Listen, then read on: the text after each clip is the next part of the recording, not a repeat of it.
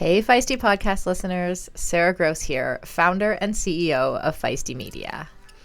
Before we get started on today's episode, I just wanted to jump in here and tell you about the special deal we are running for Feisty fans and podcast listeners for our new course, Brain Power, which is an expansion of the podcast series you are listening to. The course is designed to give you deep understanding about how the brain works and how we can help keep it working through all stages of life. Inside, you will learn how your brain and hormones interact to impact mood, motivation, performance, and recovery, how stress affects your brain, perhaps one of the most useful parts for me, and the course gives you tools to manage that stress before you burn out or find yourself in cognitive decline. You'll learn about the impact of neurodiversity and mental health, how to protect your brain and ensure long-term brain health, how to build a personalized toolkit for brain resilience using movement, nutrition, mindfulness, and smart recovery. So, as you're listening to the podcast, if you think you want to dive in deeper and learn more on some of the topics that are discussed, make sure you take advantage of our pre-sale $50 discount on the Brain Power course. The course will officially drop in June, and this pre-sale is the very best price you will get. For more information or to buy the course, you'll find the link in the show notes of this episode. And now, on to the show.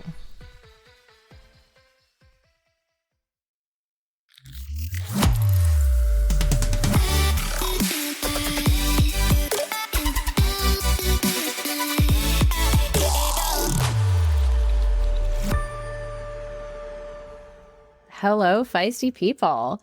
Welcome to episode 2 of our amazing series on brain health with Dr. Erin Ayala, who is a licensed psychologist and certified mental performance expert.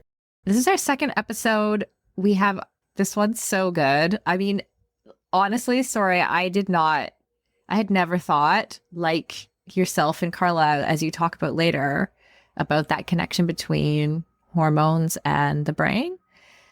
So Erin, welcome back and tell us a bit about our guest today. Yes. So this was a really fun conversation with Dr. Carla DiGirolamo. Sorry, Carla. In this conversation, we focused a lot on women's health and fitness, especially for athletic women in midlife and beyond. We talked about some of the unique challenges that women face during this stage of life. And then we talked about, as you noted, the connection between brain health and hormones, which many of us listeners know and members of the Feisty community, hormones are changing a lot, especially during the perimenopause transition. And so how does that actually affect our brain health? And then what can we do about it, right? And so she talked about some kind of strategies and general principles and what the research is showing in terms of how we can protect our brain health as we age. Yeah, and also that connection to dementia too, which again, my ears always peak up because they're like, how do I keep functioning? How do I keep high functioning as long as possible? Right. So yes, let's hear from Carla, and then I'm excited to talk to you after about the interview.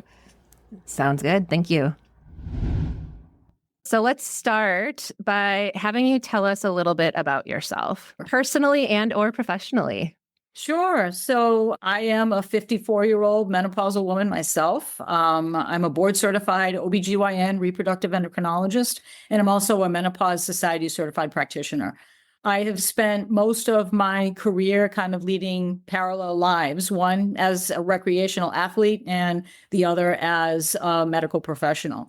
And it wasn't until later in my career that I actually got to merge the two. When the fertility practice that I was a partner in took a different turn, it gave me an opportunity to pursue other things. And that's when I decided, you know what, I am going to pursue my passion, which is fitness. And one thing led to another. And I have been able to marry the two together because women's performance and endocrinology go hand in hand, which is something that we really didn't realize until only probably the last decade.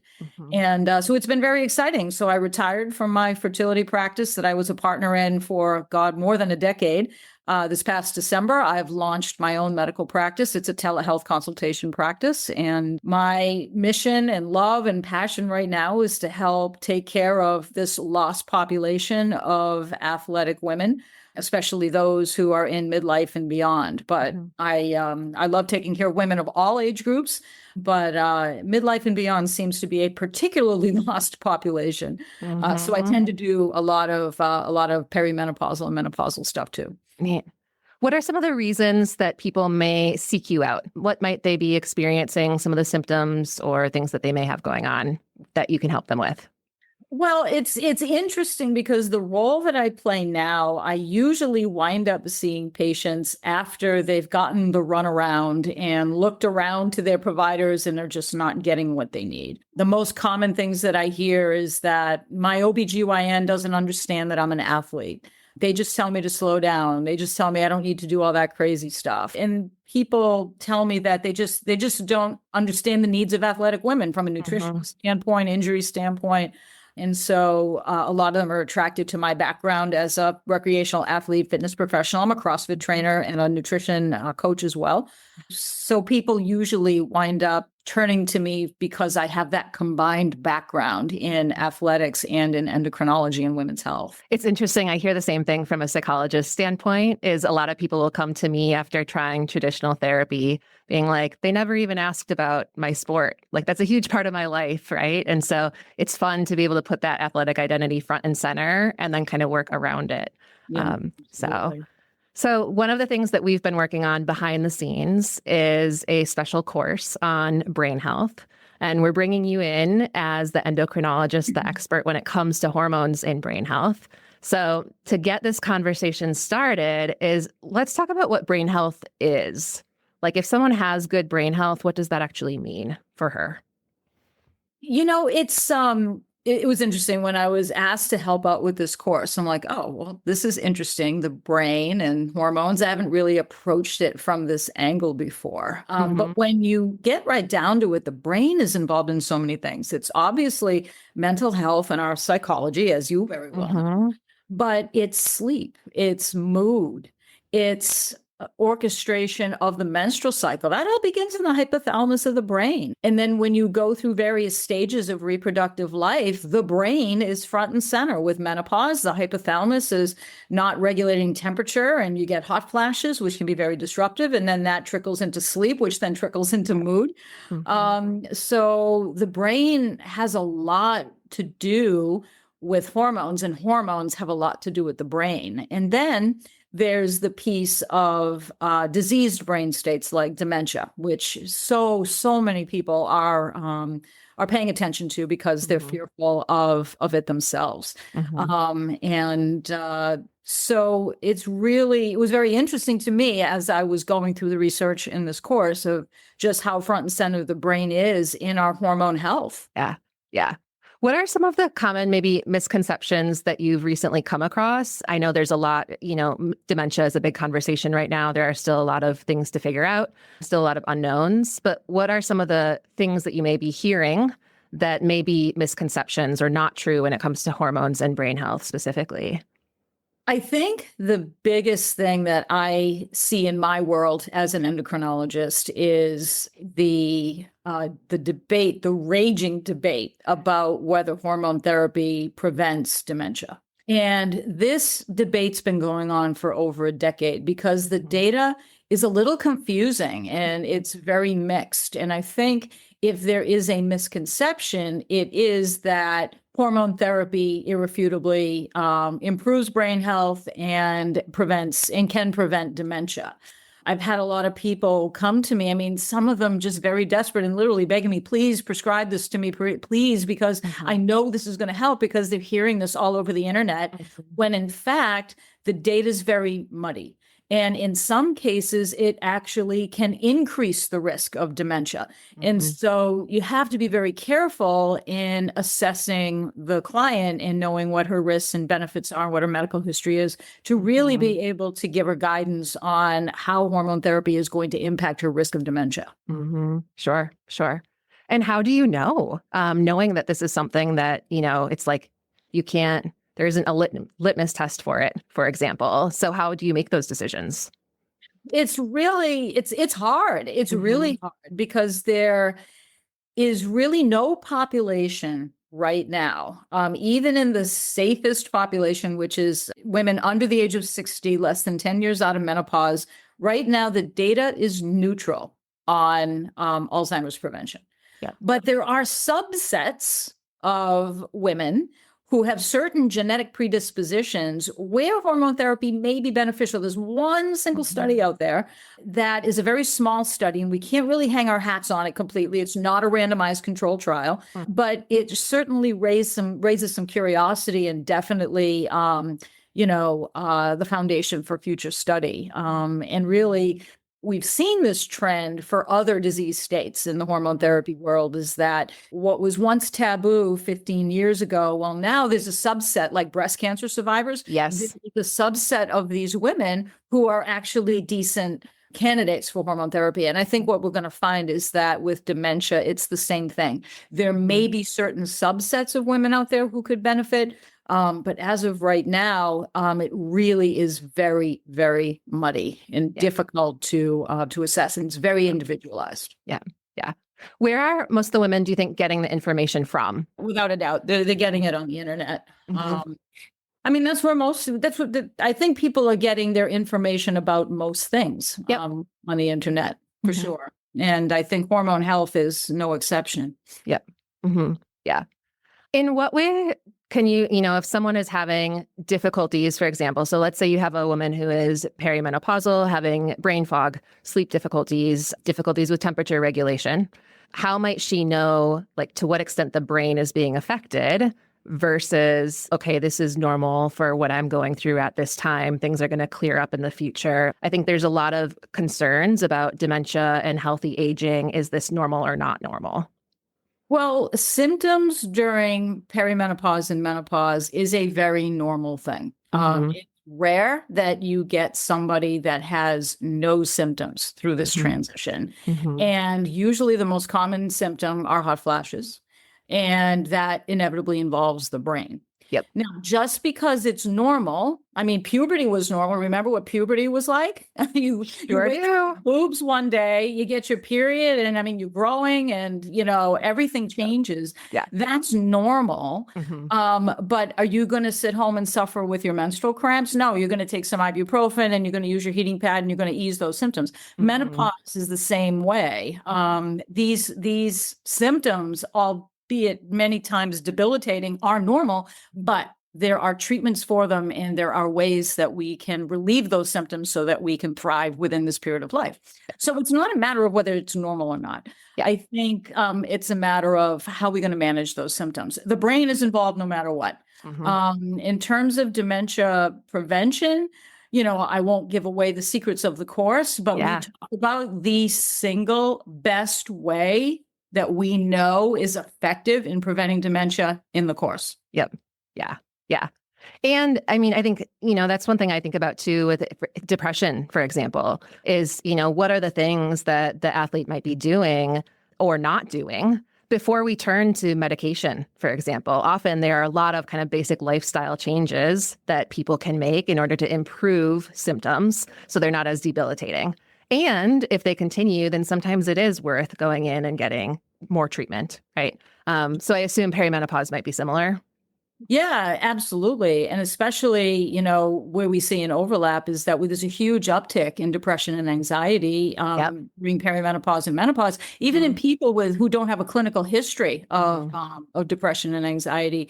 We see this rear its head. And sometimes women need antidepressants or anti-anxiety medications to help get them through these phases when the symptoms are raging. And then many times these symptoms will abate as menopause now happens, and that's when all the hormones are settling out into a new normal. We oftentimes see relief of those symptoms, and they abate. But getting through the rough patches is really where we need to reach into our toolbox so that women can, like I said before, thrive in this stage of life. Yeah. And so so if you think about what's going on in the brain, what is happening to contribute to some of that increased anxiety or depression symptoms or other mood symptoms that we might see? Is it like drop in estrogen is somehow connected to that? It's not necessarily a drop. There is, when you think about the big picture, there is less estrogen in perimenopause and menopause because you're not cycling anymore. Because when you're cycling and creating eggs to ovulate, that's where your estrogen comes from. If you're having fewer cycles and fewer ovulations, then you're going to have an overall less estrogen. But really, it's not so much the amount of estrogen, it's the disrupted pattern of cycling that involves a whole cascade of hormones that are coming from the brain that go to the pituitary gland and then go up to the ovary. And then what happens is that as those patterns of hormonal cycles change and disappear, the receptors, which are the little proteins on tissues that receive those hormone signals and are kind of waiting, okay, where's the hormone? There were receptors in the brain, in the dopamine and serotonin centers of the brain, the mood centers of the brain, that when they're not seeing estrogen in that cyclic way, then the receptor signaling is different. And those changes are what create that symptomatology. So it's really the changes in hormones that trigger these responses in the brain rather than an absolute lower level of XYZ. That makes sense. Yeah. Thanks for explaining it that way. It reminds me of just like essentially homeostasis. It's that there's a lack of homeostasis during this time period, including, puberty as well. And that lack of stability is creating difficulties when it comes to the neurotransmitters being able to regulate as well. Does that make sense? Yeah, for sure. And you see it with PMS as well. In normally cycling women, you see it in PMS and you see it in postpartum depression, both for the same reason. Yeah. It's a drop in progesterone. So when one is ready to get their period, after ovulation, the progesterone levels are high. And then when pregnancy doesn't happen, those levels fall. And it's that change in the progesterone that creates the symptoms. Same thing after one delivers a baby. Pregnancy is a very high progesterone environment because of the placenta. The placenta is just cranking out progesterone for the whole pregnancy. Then you deliver the placenta like that. And then progesterone levels come crashing down and women oftentimes get postpartum depression. And a lot of that is fueled by lack of sleep. Oh my God, I'm a new parent. There's really no book to tell me how to take care of this little human. And then that's exacerbated by these rapid changing hormones after delivery. So that makes sense. The body doesn't like change so much. Yeah, that's a good way to think about it. Yeah. So what are some of kind of the brain supporting habits that women may be able to start working on if they want to really maximize or optimize their brain health? So thinking like you mentioned sleep, for example, or nutrition, hydration, exercise. What are some of the kind of go-to strategies? Pretty much all of those. Exercise is huge for lots of reasons. One, there are favorable effects, direct favorable effects of exercise on the brain with respect to some different neurotransmitters that are released, different chemicals in the brain change with exercise. There are even anatomical changes in the brain as a result of exercise. But like when we think about like dementia prevention, keeping your blood vessels healthy is really super important for preventing heart attacks, stroke, all of those things, because they all kind of have the same physiology, which is a little tiny blood clot builds up on the plaque in the arteries, breaks off, and then goes downstream and lodges in the brain or the heart, wherever. But if you keep those blood vessels healthy, the risk of those events happening is less. And so cardiovascular health, which indirectly will impact mental health, the brain health and dementia on the road, is just as important as those direct effects that exercise has on the brain immediately before, during, and after exercise. Were these conversations a part of when you think of when you were in your 30s, for example? Were people having these conversations about exercise? Like I think about sport diet culture and the huge focus of exercise being linked to calories and getting lean and things like that. What was it like for you? When I was in my 30s, we're talking 20 years ago. Yeah. It was a long time ago. I was in high school. So it was a long time ago. And no, we didn't know nearly as much then as we do now. Yeah. And then God forbid, if I go back to high school, that's even longer. We knew even less. And, diet culture was in full force. Toxic diet culture was in full force in the 1980s when I was a teenager. But yeah, no, I think in the last decade, there really has been an escalation in the knowledge of the benefits of exercise, particularly on women. For decades, we've had lots of data on men. But, as Stacey Sims so eloquently has put, women are not small men. We are very, very different. And it's only been probably in the last decade that more study has been done on women, and we understand a lot more. Yeah. The thing that's so cool for me, I think, I'm a counseling psychologist. And so we focus a lot on kind of prevention and health promotion, right? And it's so cool to see this change with exercise, mindfulness, meditation, nutrition, all of these other things, and focusing on health promotion and prevention as opposed to treatment, right? And knowing it's about the road forward, not about what's wrong that needs to be fixed, right? Yeah. For sure. I go to the CrossFit gym and I see these young girls there. They're probably in their early 20s, and they are built. They are fit. They've got such incredible muscle mass, and I just so love seeing that, because when I was that age, that was taboo. These women would be looked at, they'd be mocked or whatever. And that really hurts us when we get into our 50s and 60s, because you need that muscle mass. Right now, it's all hands on deck to try to prevent any loss of muscle, bone, or whatever. But if you start out with a base like that early on in life, it's only going to benefit you later. So it really warms my heart when I see these young women in the CrossFit box, lifting weights, and, they're monsters. I mean, they're amazing what they can do. Yeah. So, is it similar with brain health as well? And like the endocrine system, for example, is kind of like, the sooner and earlier you are active and maintaining like regular exercise habits, for example, it pays dividends in other areas as well. Oh, absolutely. I think especially in the area of cardiovascular health, when women start, when they make fitness a lifestyle from childhood on, their blood vessels are going to be pristine, by the time they're in their 40s, 50s, if they keep it up as a lifestyle. I take care of a lot of elite level athletes now who are in their menopausal years, but they did acquire sport as young as childhood, and did have that lifestyle throughout their lives. And when I look at their CTA tests and their Clearly exams, which look at blood vessels, I mean, they got blood vessels of 25-year-olds. It's amazing. So, cool. I think adopting that early on in life does pay dividends down the road for sure. And what do you say for the women who, I know I hear this all the time, I've also experienced it, those of us who take a decade off and then start to get back, is like, can we get those gains back or those benefits? Is it a lost cause? Is it a matter of catch up? Like, what are we doing as we get back into it?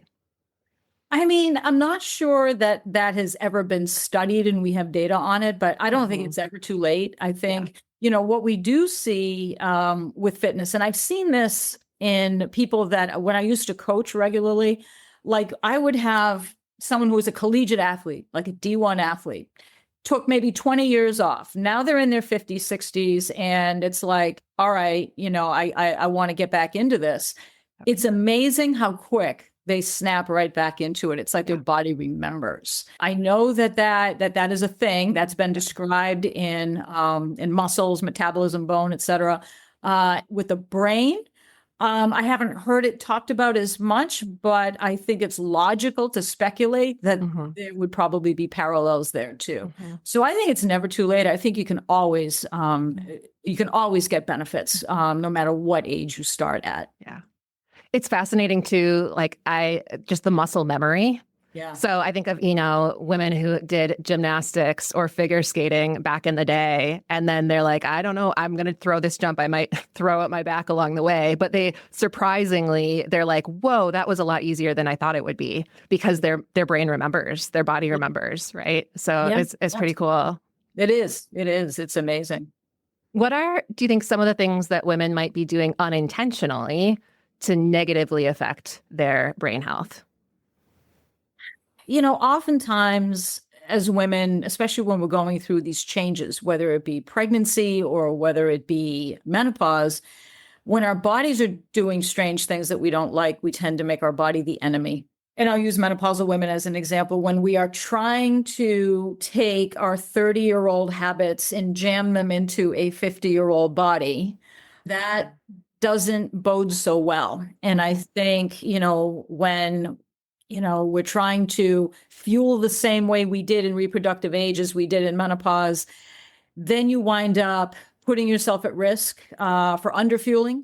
Yep. That raises the risk of inflammation, which we know is terrible for brain health. And we could be doing ourselves a disservice if we can take a step back and say, okay, this is just one more hormonal stage I'm going through as a woman. These are the things that happen. We know that we lose muscle mass. We know that we lose bone mass. We know that XYZ happens. If we understand the landscape and seek out all the tools that we have available to us to navigate that landscape, that's when we can say, okay, I'm going to accept where I am and I'm going to thrive within it with these tools that we have. But the first step is acknowledging that the landscape has changed. Because if you keep denying that the landscape has changed, you will never be able to traverse that landscape unless you know what it is. Yeah. It's really like thinking about the flexibility and the ability to adapt to those changing circumstances. I imagine like the women who are more rigid and stubborn have a harder time with that. Yeah, and it's unfortunate because there is really a whole other universe out there. I know many people, including myself, who are their best athletes in their 50s as compared to when they were in their 30s. I'm a much more well-rounded athlete now. I can do things now that I couldn't do when I was in my 30s. Now, granted, actually, I can bench press about as much as I could in high school, but, you might lose a little bit of strength, but you may gain skill in other areas. You look in pro sports, look at Roger Federer, how long did he dominate the game? He was well into his 30s. And same thing with Serena Williams, well into her 30s, beating up on the girls, 10 years younger than she was. Yeah. So, there is definitely a whole other universe out there. When we think we're declining, we're not really. It's just a detour. It's just a detour, and that detour may lead to other things that will make you an even better athlete than you are now. Sure. Yeah.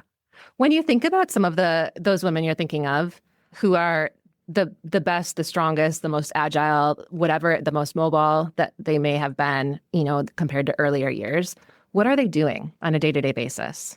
I would speculate that they have routines. Yep. I think routine is critical, and the brain loves routine. The body loves routine. Yes. That includes fitness. That includes nutrition. It includes mental health. It includes rest. And they, fortunately, the pro athletes have a lot of resources available to them.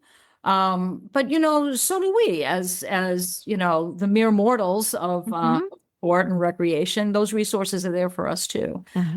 Which I think a routine and a plan and goals and being realistic about your goals at that given time is really what helps the pros thrive after their prime is reached, and same goes for us. Yeah. I work with a lot of women in their 50s as well. And one of the things that's so cool is they're so good in general. Again, and this is a biased sample because these are the folks who are coming to sports psychologists to continue to kind of do the work, right? But it's like they leave no stone unturned, and they will unapologetically do a warm-up routine that's another 20 minutes longer than anyone else because they know their body needs it. And that's what's going to bring their A game. Or they will unapologetically give themselves a nice long cool down with certain dynamic exercises or stretches or this or that, like the strength work. Like they're so diligent at just doing all of the things, but treating their body as it's not the enemy, as you noted, is like, okay, it's changing and it needs different things now, and that's okay. Yeah, I think that's a great example because, if we don't realize that cool down and warm up needs to be extended, if we keep, God knows when I was in my 20s and 30s, warm up, if it even happened, was like 5 minutes. Totally. And then you go out and you stay out all night, you're drinking with your friends. It's 4 a.m. You go to sleep for 2 hours, get up and go to the gym. And run a PR the next day. Yeah. I can't even imagine. I'd die if I tried that right now. But, just knowing that, okay, my joints are a little achy today. Yeah. I need to prevent injury. And so, you know what? My warm up is going to be longer than the workout today. And some days just need to be that way. And so if you can embrace that landscape, then you will prevent injury and you will still get your PRs even at this stage of life. Yeah. Yeah. So as you know, there's a lot of, we kind of alluded to this earlier, a lot of content on social media, Google, Facebook, pick your poison. Yeah. So I'd love to have you weigh in on some of these kind of trendy topics that I've seen recently. The first one is like thinking of, dehydration, for example, and only focusing on physical performance. Are there benefits to the brain, for example, with hydration? I have to say, I don't know of any specific studies that look at this. No, I am not a neurologist or a brain health expert. I'm a hormone expert. But hydration is always an important thing, especially in later stages of life when our thirst drive may be different than it was when we were younger. And the thirst drive changes because our hormones change. Yep. And so, in severe circumstances, like if you have people who are, say, mountain bikers or ultra runners and they're running in excessive heat conditions, certain electrolytes can get out of balance. If your potassium goes too high, that can cause problems for the heart. If your sodium goes too low, that can certainly cause problems for the brain. But those are really rare things that can happen. I think the recreational, or even the competitive athlete that isn't necessarily training in adverse conditions probably isn't subject to that. Sure. But hydration is always great for keeping all of your tissues happy because cells are made of water, and including the brain. Yep. And so keeping the cells healthy, I'm sure it plays a big role in keeping the brain healthy. How about one of the big things we see a lot of right now is the discussions on supplements. And of course, the market has taken advantage of this new opportunity. So for folks who say brain supplements are a waste of money versus those who say this supplement can solve all of your problems, what is your stance on that and when women may know that it's time to give one a try? I think the truth always lies in the middle of the extremes. That's where you're most likely to find it. There's no magic bullet and there's no, completely, useless, useless supplements out there. One that I think has a lot of study behind it is creatine. Yeah. Creatine is a supplement that it's probably the most well-studied and safest of all the supplements out there. And there is a guy, he's a researcher. His name is, I think it's Darren Kandow. He does a lot of research on creatine. And I listened to him on a podcast once.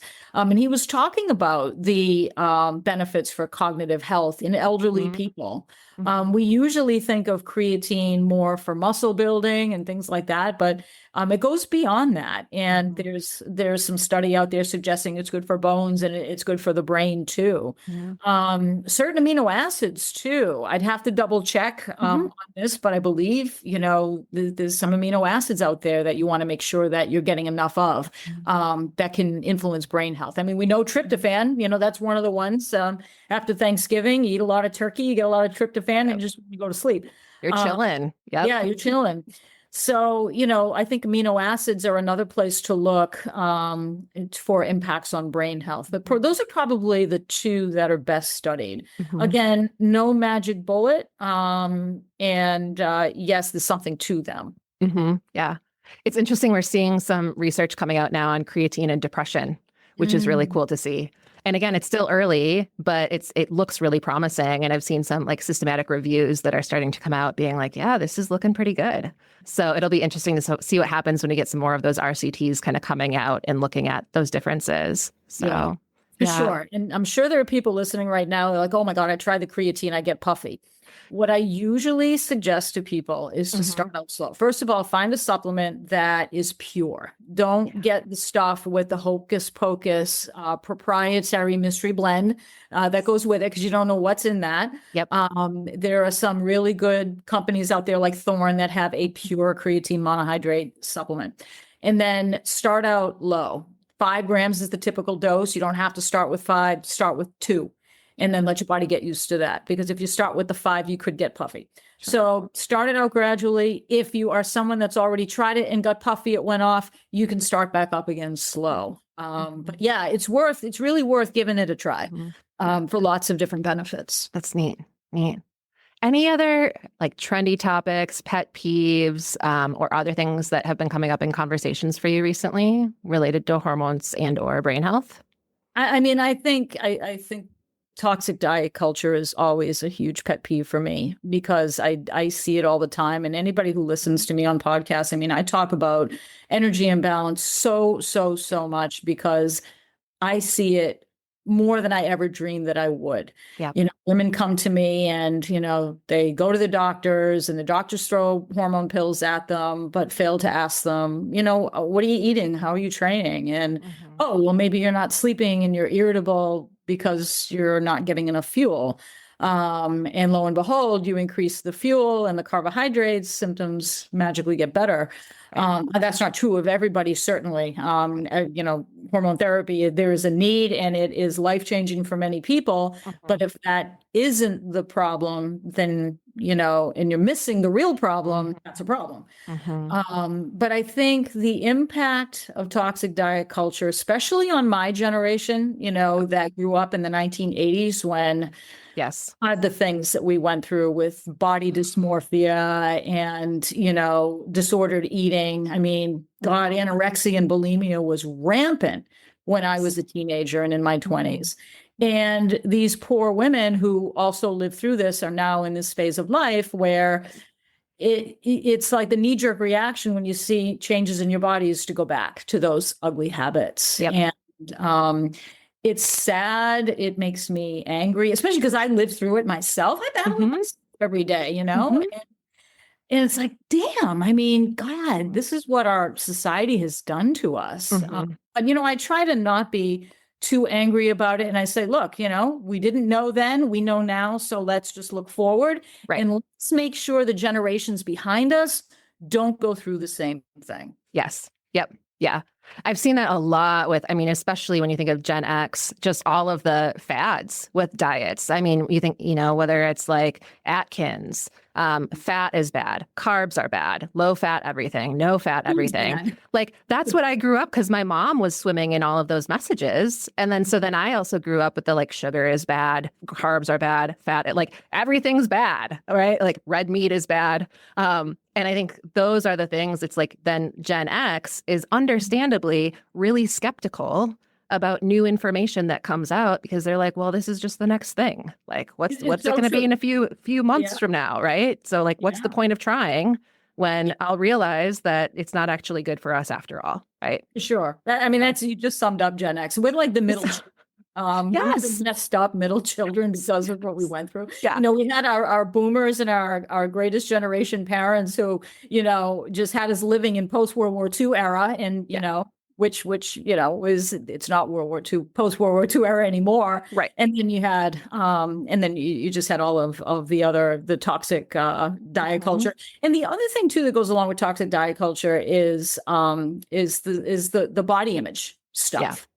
And, what culturally is the ideal body image really is detrimental to our health later on. And so when we're in our 50s, and I see so many women do it, they're holding them to that 20 and 30-year-old ideal. And unfortunately, if you hold to that ideal, your bones are going to become brittle. You're going to get osteoporotic, muscle mass is going to decline, and it's just not good for your health.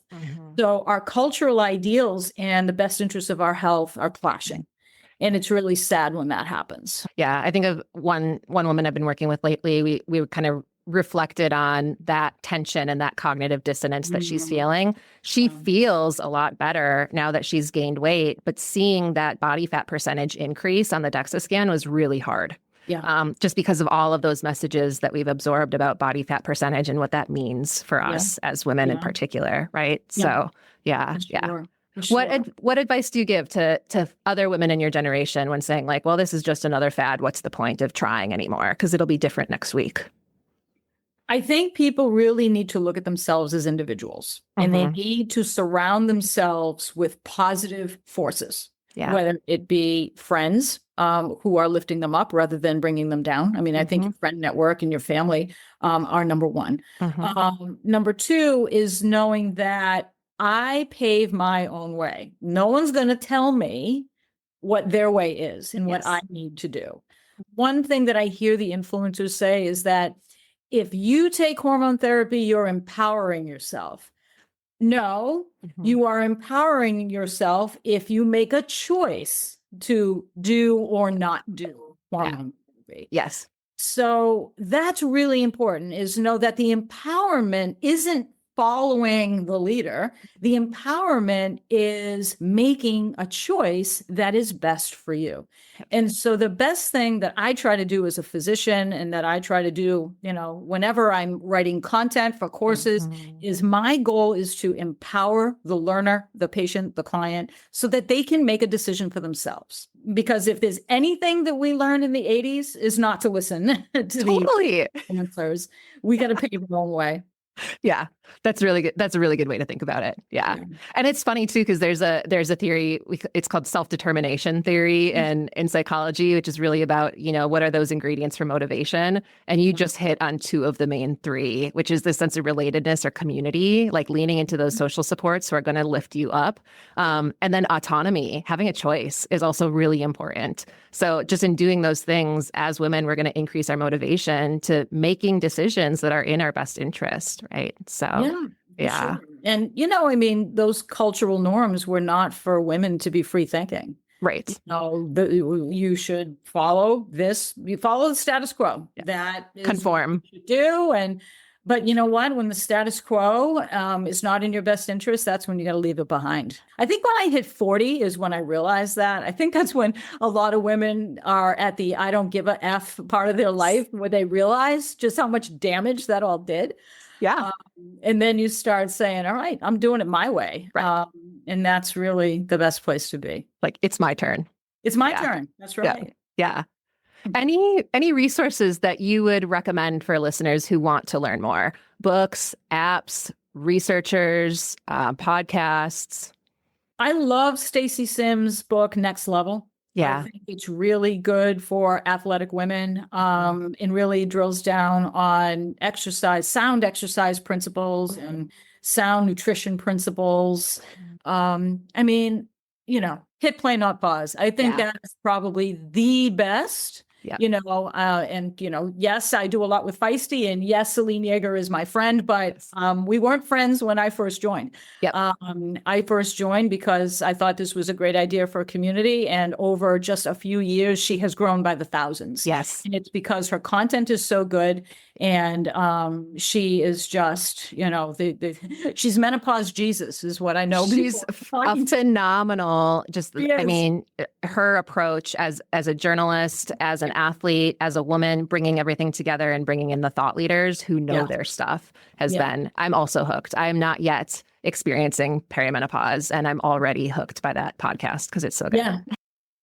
How can folks find you? How can women find your information, follow you, whether it's social media, newsletters, other podcast appearances, working with you? Sure. So the best place to find everything I do is my website. And so that's www.drcarlad, so drcarlad.com. And on that website, you will find a way to make an appointment for various consults. I list all the types of consults that I do: medical consults, performance consults. It's all done virtually. So for many things, I don't have a restriction geographically. I can meet with someone in Australia from my home in Pompano Beach. Nice. For the medical practice, though, I do have a license in 6 states. And for medical consults, you have to be in one of those 6 states. All of those are on the website as well. I have a newsletter. It's called Athletic Aging, and I have another one called Performance Edge. Athletic Aging is really for the 35 plus crowd. And Performance Edge is really for anybody, including younger folks. So those are my 2 newsletters. On Instagram, it's at @dr_Carla, CARLA_D. Well, And we'll make sure we add all of that to the show notes so folks can easily find you and track you down. Before we wrap up, what are the modules or the lessons that you contributed to for this upcoming course? I did one lesson on healthy aging. I did another lesson specifically reviewing the debate and the conclusions of hormone therapy and dementia prevention. And then in the last module, module 7, it's movement and the brain. And we talk about the different aspects of benefits of exercise, types of exercise on brain health and dementia treatment and prevention. Yeah. We were so lucky to have you contribute to this course. I know I have learned so much as a psychologist. I've always been I've been brain curious, but intimidated, especially bio, A&P classes, things like that. And it has been so cool reading the content behind the scenes. I've been soaking it up and lots of aha moments, being like, oh, that makes so much sense. So for anyone listening, and we'll talk more about this in some of the other episodes, it's definitely worth taking a look at and considering, because I've been learning like a mad woman. It's been amazing. So sure. And there's nothing really out there that's like this, that takes a look at brain health from all these different angles. Yeah. I mean, I had to create a lot of original content for this course. Usually I'm asked the course, I have the content already. I just kind of repurpose it all. Yep. But this was like, I'm scratching my head saying, oh my God, we don't really talk about it like this. So yeah, this course is a diamond in the rough. It really is. You're not going to find courses that really look at it from this angle. So that's what's really exciting about it. Yeah, I did a deep dive on concussions and women, and it was fascinating when it comes. That's a whole different conversation, but I went down a lot of really cool rabbit holes with this one. So yeah. It's awesome for us who create these courses. It's a real learning opportunity for all. Yeah. Thank you so much for joining us today, for, teaching us all of this great stuff, for this content, for the conversation, for all of it. We appreciate you. Oh, well, thank you for having me. It's a pleasure. Hey, feisty people. CEO Sara Gross here. I want to tell you about my favorite product for muscle strength and recovery, which has also become a favorite amongst all of my friends at CrossFit. Previnex's Muscle Health Plus. A few months ago, I started using it during my lifting sessions. We call it red juice at CrossFit, and it has helped my power, speed, and I've even put on some muscle mass, which has typically been really, really hard for me as an ex-endurance athlete. Muscle Health Plus contains creatine monohydrate, of course, but it also contains branched-chain amino acids and essential amino acids, plus some even more cutting-edge ingredients like HMB and estrogen, all of which are scientifically shown to increase muscle growth, recovery, and strength. So basically, it's a convenient, all-in-one formula that goes way beyond creatine alone. Unlike most supplement brands, Previnex tests everything with pharmaceutical-grade precision, and they also offer a 100% money-back guarantee. Try Muscle Health Plus today, and you can get 15% off your first order with the code PERFORMANCE at Previnex.com. That's performance for 15% off at Previnex.com.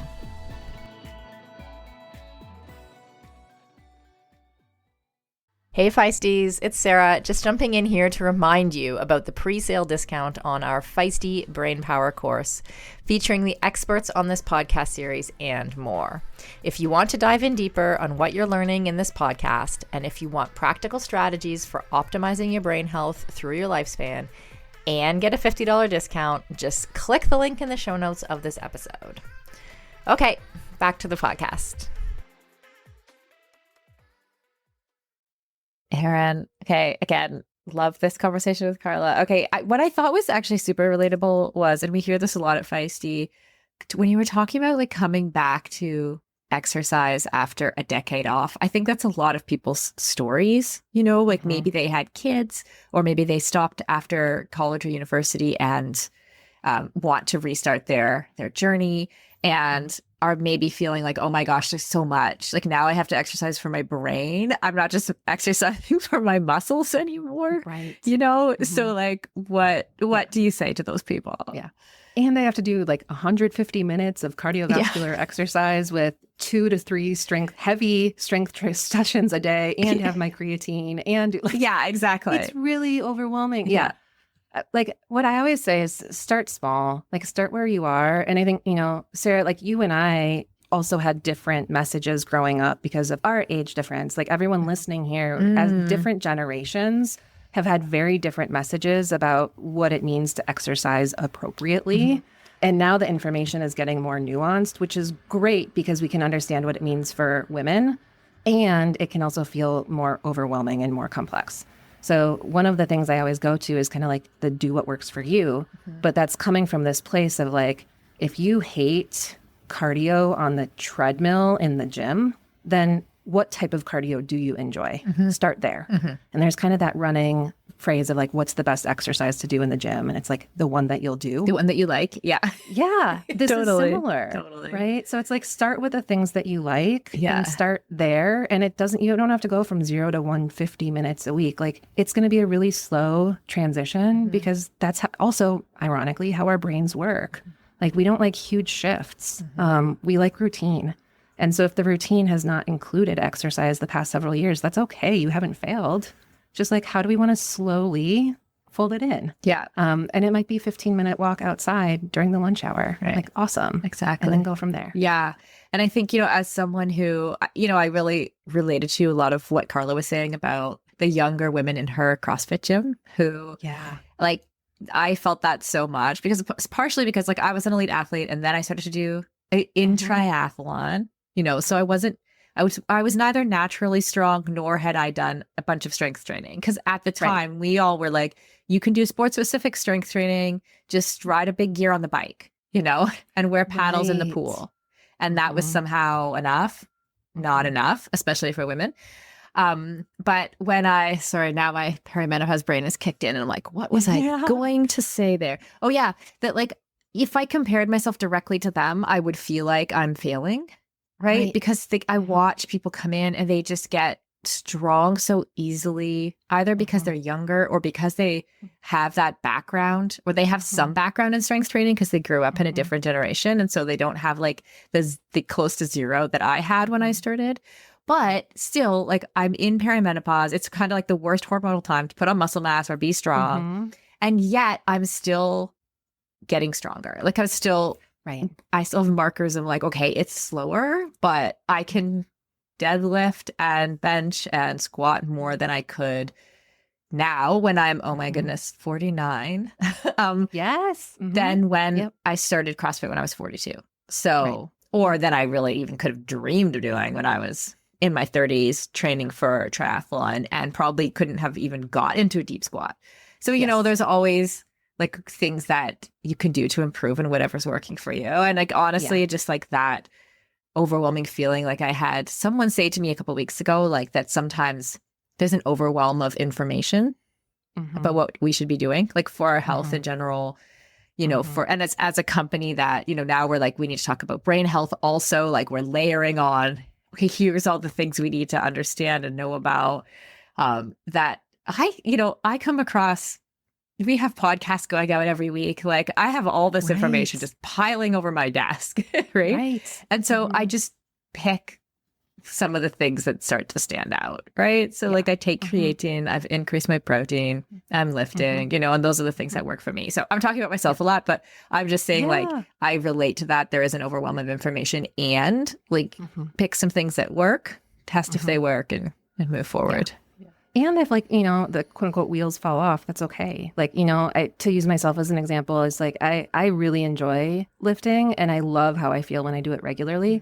But most recently, I haven't lifted regularly since probably December. Because since December, I've been training for my first 50K like ultra marathon. So I was as someone who's a doer of all things and also struggles with time management and taking on too much. It's like I didn't have enough time in the day, and it would have contributed, thinking about our last episode, more stress than it was worth. Right. And so it was one of those things where I decided intentionally to let it go instead of to continue to feel guilty about the lifting sessions that I wasn't getting in that I put on my calendar.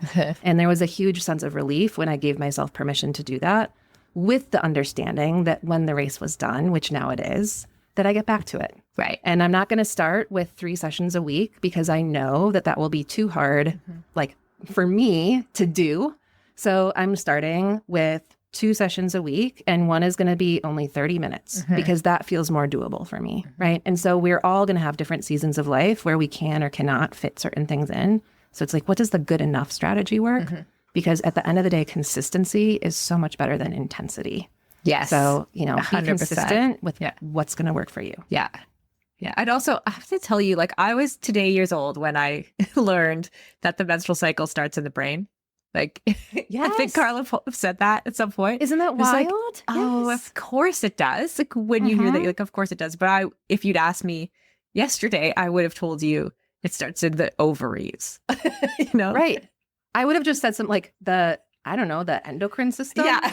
Like somewhere in the system. Exactly. Oh, of course, that totally makes sense, right? But that's what's so great about bringing in Carla and these other experts is they're able to explain it in ways that we may not otherwise see or understand in the same way because we're not the ones digging through the textbooks, nor do some of us want to. Yeah. So. Yeah. And I love that some of the things we're already doing are going to help not just our physical health, but our brain health as we age. So yeah, exactly. Yeah. So thank you so much. What do we have coming up for next week in our brain health series?